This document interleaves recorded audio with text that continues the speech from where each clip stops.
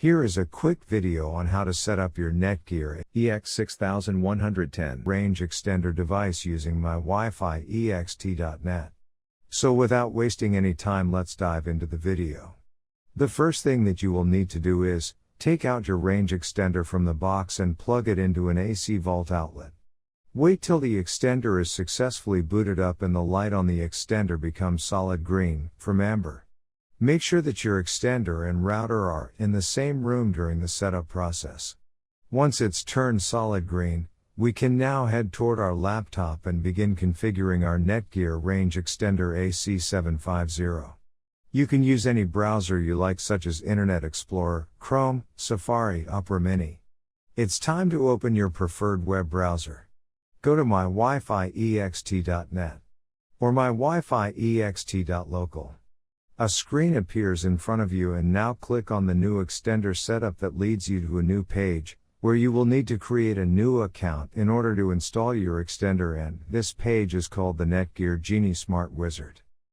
Now fill in all the necessary details, such as a valid email address, password.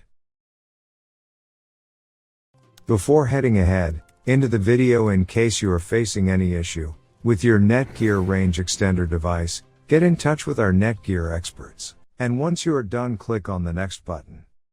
Now you had two choices, as you can either set up your range extender device as a range extender or as an access point.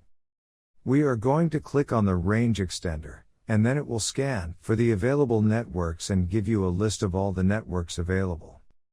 Click on the network that you wish to extend.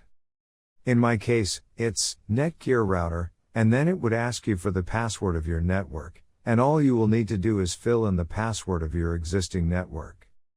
And click on the next. In case if the Wi-Fi password that you just typed in is correct, then your extender will establish a connection between your extender and router. It also allows you to use a different password or use the same password or none at all. If you choose none at all, then anyone will be able to connect with your Netgear extender.